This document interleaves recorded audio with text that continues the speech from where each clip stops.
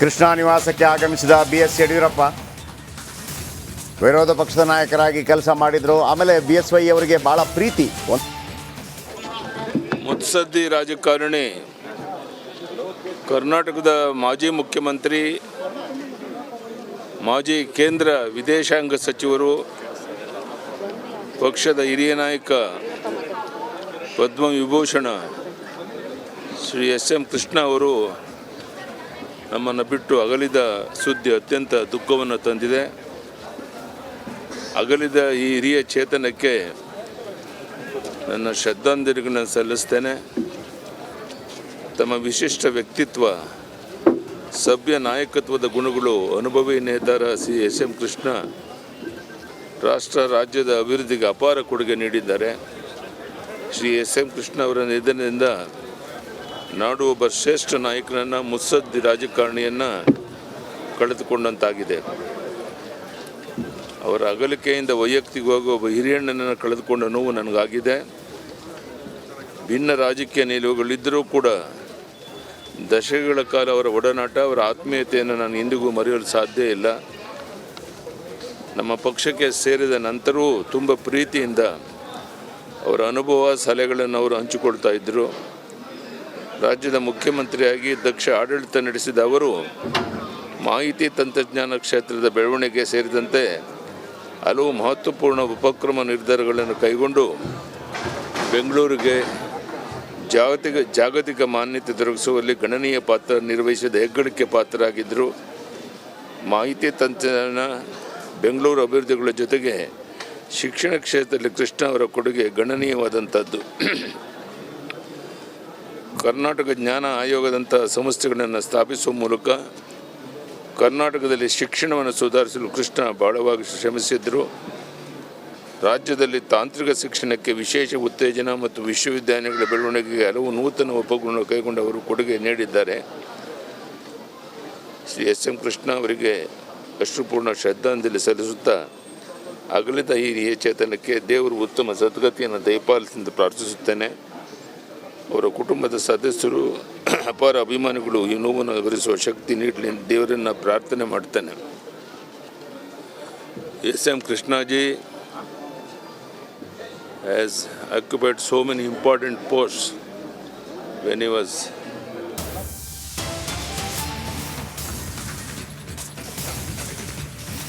ಕೃಷ್ಣ ವಿಧಿವಶ ಹಿನ್ನೆಲೆ ಮಂಡ್ಯ ಜಿಲ್ಲೆಗೆ ಮಾತ್ರ ರಜೆ ಘೋಷಣೆ. ಜಿಲ್ಲಾ ಉಸ್ತುವಾರಿ ಸಚಿವ ಚಲುವರಾಯಸ್ವಾಮಿ ಹೇಳಿಕೆ. ಕೃಷ್ಣ ವಿಧಿವಶ ಹಿನ್ನೆಲೆ ಮಂಡ್ಯ ಜಿಲ್ಲೆಗೆ ರಜೆ ಘೋಷಣೆ. ಜಿಲ್ಲಾ ಉಸ್ತುವಾರಿ ಸಚಿವ ಚಲುವರಾಯಸ್ವಾಮಿ ಹೇಳಿಕೆಯನ್ನು ಕೊಟ್ಟಿದ್ದಾರೆ. ಸೊ ಮಂಡ್ಯ ಎಲ್ಲ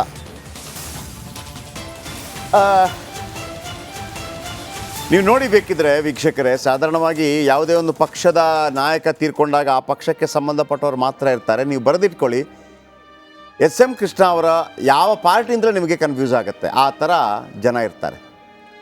ಆಮೇಲೆ ನನಗೆ ಒಂದು ಕುತೂಹಲ ಕೂಡ ಇದೆ. ಇನ್ನೊಂದು, ಬೆಳಗಾವಿಯಿಂದ ಬೆಂಗಳೂರಿಗೆ ಆಗಮಿಸಿದ DK ಶಿವಕುಮಾರ್ ಅವರನ್ನು SM ಕೃಷ್ಣ ಅವರ ನೀಲಿಗಣ್ಣಿನ ಹುಡುಗ ಅಂತೇಳಿ ಕರೆಯಲಾಗ್ತಾ ಇತ್ತು. ಬಹಳ ಪ್ರೀತಿ DK ಶಿವಕುಮಾರ್ ಮೇಲೆ. ಆದರೆ DK ಶಿವಕುಮಾರ್ ಹೇಳಿದರು, ನಾನು ನಿಜವಾಗಿಯೂ ಬಂಗಾರಪ್ಪ ಶಿಷ್ಯ ಅಂತ ಹೇಳಿದರು. ಯಾಕಂದರೆ ಬಂಗಾರಪ್ಪ ಅವರು SM ಕೃಷ್ಣ ಶಿಷ್ಯ ಅಲ್ಲ ಅಂತ. ಅಂದರೆ ಅದಕ್ಕೆ ಬೇರೆ ಕಾರಣ ಇತ್ತು. ಯಾಕಂದರೆ ಅವರು ವೆರಿ ಫಸ್ಟ್ ಟೈಮ್ MLA ಆದಾಗ, ಅದು ನಾನು ಒಮ್ಮೆ ಕತೆ ಹೇಳಿದ್ನಲ್ಲ, ಬಂಗಾರಪ್ಪನವರ ಕತೆ. ಬಂಗಾರಪ್ಪನವರು ಬರ್ತಾ ಇದ್ದಾರೆ ನೋಡಿ, DK ಶಿವಕುಮಾರ್. ಇವ್ರ ಮಾತು ಭಾಳ ಗ್ರೇಟ್ ಇರುತ್ತೆ ಕೇಳಿ. ಸಂಬಂಧಿಕರು ಕೂಡ ಇವಾಗ. ಹೌದು ಕರೆಕ್ಟ್.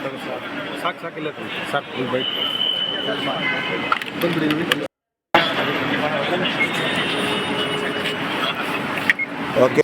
1962 ಪ್ರಪ್ರಥಮ ಬಾರಿಗೆ MLA ಆಗಿದ್ದು SM ಕೃಷ್ಣ. ಇದೇ ಅವಧಿಗೆ MLA ಆದ ಇನ್ನೋರ್ವ ಮುತ್ಸದ್ದಿ ನಾಯಕ ಇದ್ದಾರೆ, ದೇವೇಗೌಡರಿಗಿಂತಲೂ 6 ತಿಂಗಳು ದೊಡ್ಡವರು. ನನ್ನ ಲೆಕ್ಕ ಕರೆಕ್ಟ್ ಇದ್ದರೆ 6 ತಿಂಗಳು ದೊಡ್ಡವರು SM ಕೃಷ್ಣ. ದೇವೇಗೌಡರು ಮಾತಾಡಿದ್ದಾರೆ SM ಕೃಷ್ಣ ಅವ್ರ ಬಗ್ಗೆ. ಬನ್ನಿ ನೋಡೋಣ ಏನು ಹೇಳಿದ್ದಾರೆ. SM ಕೃಷ್ಣ ಅಗಲಿಕೆಗೆ ದೇವೇಗೌಡರ ಸಂತಾಪ. ರಿಪಬ್ಲಿಕ್ ಕನ್ನಡಕ್ಕೆ ದೇವೇಗೌಡರ ಪ್ರತಿಕ್ರಿಯೆ. ನಾನು SMK ಒಂದೇ ಸಮಯದಲ್ಲಿ ರಾಜಕೀಯ ಪ್ರವೇಶ ಮಾಡಿದವರು, ಲೈಕ್ ಸಿದ್ದರಾಮಯ್ಯ ಆ್ಯಂಡ್ ಯಡಿಯೂರಪ್ಪ ಮಾಡ್ದಂಗೆ 83ಯಲ್ಲಿ. ನನ್ನ ಹಾಗೂ SMK ನಡುವೆ ಉತ್ತಮ ಒಡನಾಟ ಇತ್ತು. ದೆಹಲಿಯಲ್ಲಿ ಮಾಜಿ ಪ್ರಧಾನಿ ದೇವೇಗೌಡರ ಪ್ರತಿಕ್ರಿಯೆ. ಎಸ್ ಎಂ ಕೃಷ್ಣ ಅಗಲಿಕೆಗೆ ದೇವೇಗೌಡರು ತೀವ್ರ ಸಂತಾಪ ವ್ಯಕ್ತಪಡಿಸಿದ್ದಾರೆ. ಮಾತಾಡಿದರೆ ಕೇಳಿಸ್ಕೊಳ್ಳಿ. ಸರ್, ಹಿರಿಯ ಮುತ್ಸದ್ದಿ ಎಸ್ ಎಂ ಕೃಷ್ಣ ಅವರು ನಿಧನ ಹೊಂದಿದ್ದಾರೆ. ಎಸ್ ಎಂ ಕೃಷ್ಣ ಅವರು ಇಂದು ಬೆಳಿಗ್ಗೆ ಅವರು ನಿಧನ ಹೊಂದಿದ್ದಾರೆ. ನಾನು 1962ರಲ್ಲಿ ವಿಧಾನಸಭೆಗೆ ಪ್ರವೇಶ ಮಾಡಿದ್ವಿ. ಅವರು ಸೋಷಿಯಲಿಸ್ಟ್ ಪಾರ್ಟಿಯಿಂದ ಅವರ ಪೊಲಿಟಿಕಲ್ ಕೆರಿಯರ್ ಪ್ರಾರಂಭ ಆಯಿತು. ಅವರು ಶಾಸಕರಾದ ಮೇಲೆ ರಾಜಕೀಯದಲ್ಲಿ ಪಕ್ಷಗಳ ಬಗ್ಗೆ ಮಾತಾಡೋದಿಲ್ಲ. ನಾನು ದೇವರಾಜ ಅರಸು ಮಂತ್ರಿಮಂಡಲದಲ್ಲಿ ಮುಖ್ಯಮಂತ್ರಿ ಆಗಿದ್ದರು. ವೀರಪ್ಪ ಮೊಯ್ಲಿ ಮಂತ್ರಿಮಂಡಲದಲ್ಲಿ ಡೆಪ್ಟಿ ಸಿ ಎಂ ಆಗಿದ್ದರು, ಸ್ಪೀಕರ್ ಆಗಿದ್ದರು, ಲೋಕಸಭೆ ಮೆಂಬರ್ ಆದರು, ಮುಖ್ಯಮಂತ್ರಿ ಆದರು.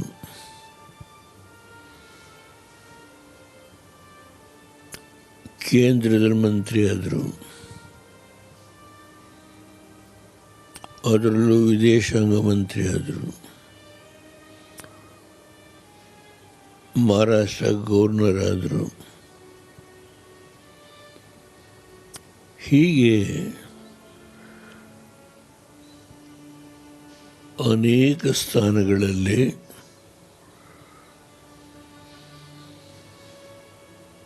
ರಾಜ್ಯದ ಅಭ್ಯುದಯಕ್ಕೆ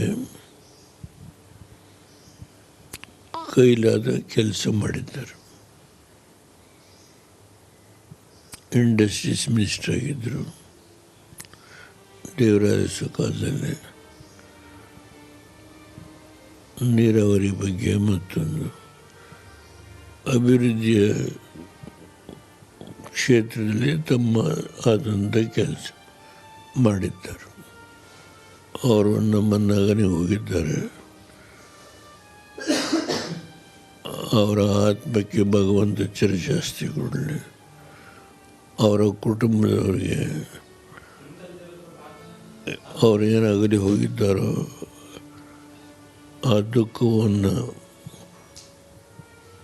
ಬರೆಸ್ಕೊಳ್ತಕ್ಕಂಥದ್ದಕ್ಕೆ ಭಗವಂತ ಶಕ್ತಿ ಕೊಡಲಿ. ಅವರ ಆತ್ಮಕ್ಕೆ ಚಿರಶಾಂತಿಯನ್ನು ಭಗವಂತ ಕೊಡಲಿ. ಧನ್ಯವಾದಗಳು ಸರ್.